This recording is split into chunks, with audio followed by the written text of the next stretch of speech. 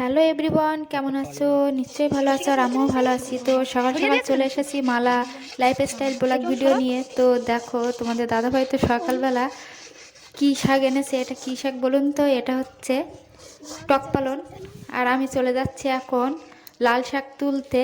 তো শাক, লাল শাকের ডাঁটা আর আলু দিয়ে মাছ দিয়ে একটা ঝোলের তরকারি হবে।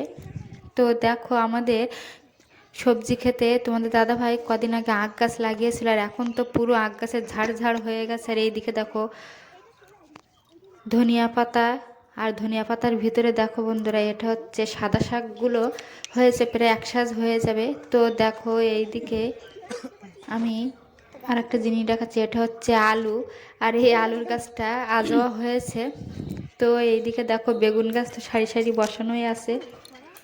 আর এই দেখো, এই যে লাল শাকটা আমি তুলে নিয়ে যাব। আর আগে এর দিন আমি দেখে গিয়েছিলাম এই লাল শাকগুলো। তো আমি মনে করলাম যে লাল শাকগুলো অনেক বড় বড় হয়ে গেছে, এর ডাঁটাগুলো নিয়ে ঝোলের তরকারিতে ঝোল করলে ভালো লাগবে। আর ওইদিকে তোমাদের তো দেখালাম কলা গাছ। আর এই দেখো এইদিকে সর্ষের কদিন আগে ভীষণ ফুল হয়েছিল, আর এখন ফুলটা ঝরে যাওয়ার পরে যে মানে সর্ষের ফলটা হয় সেটা হয়েছিল। আর দেখো, আমি তোমাদের একটু দেখাচ্ছি মূলোগুলো।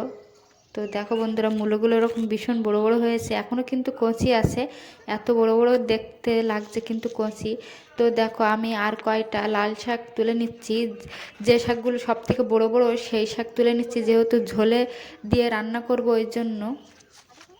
তো এখান থেকে কটা ধনিয়া পাতাও নিয়ে নিচ্ছি, যে ঝোলের তরকারিতে ধনিয়া পাতা দিলে সেন্টটাও ভালো লাগে, খেতেও ভালো লাগে। তো দেখো, এটা হচ্ছে অরল গাছ।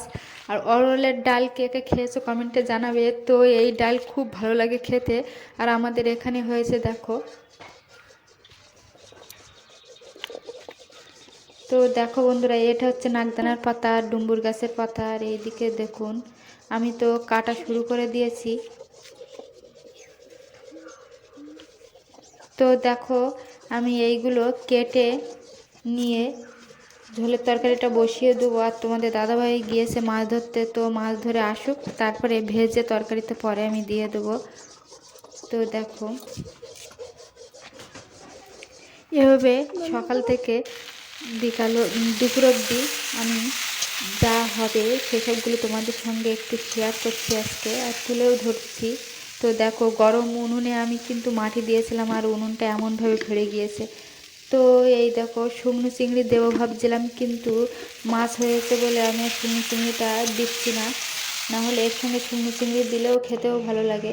তো দেখো, আমরা কালকে যে সর্ষে আমরা বাড়ি এনেছি, সেই সর্ষে এভাবে কিন্তু আবার পাকার সাহায্যে ঝাড়ার পরে কত পরিষ্কার হচ্ছে, আর কত ময়লা আমরা বস্তায় ভরে লোড করে এনেছিলাম দেখো।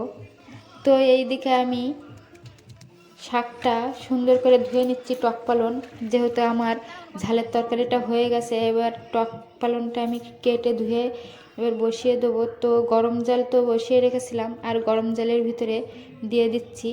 এতে একটু নুন হলুদ দিয়ে আমি সিদ্ধ করে নেব।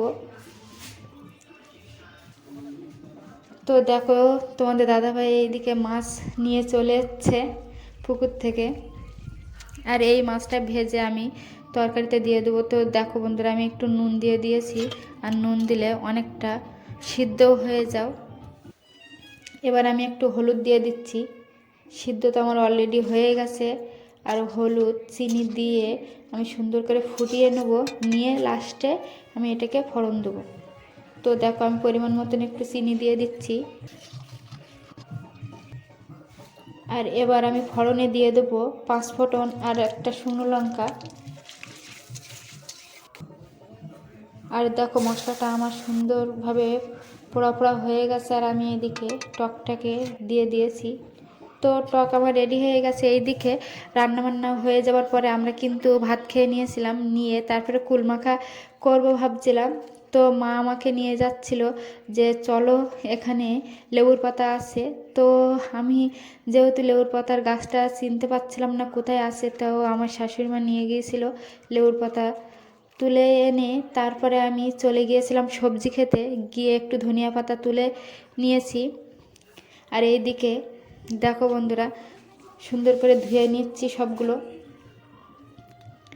আর এই খানিক আগে আমি রান্না করেছিলাম বলে আমি শুকনো লঙ্কাটা সুন্দর করে পুড়িয়ে নিতে পেরেছি। আর এরকম শুকনো লঙ্কা পুড়িয়ে খেয়ে দেখবে, কুল মাখার সঙ্গে খেতেও একটু টেস্টি হবে। আর আমি যেহেতু হাত দিয়ে পাচ্ছিলাম না বলে কিন্তু কুলগুলো আমি শিলনোড়ার সাহায্যে সুন্দর করে থেতলে নিয়েছিলাম, তোমাদের হয়তো দেখায়নি। তো দেখো আমাদের কুল মাখা তো রেডি হয়ে গেছে। আর আমি এইদিকে কলার পাতা নিয়ে চলে এসেছি।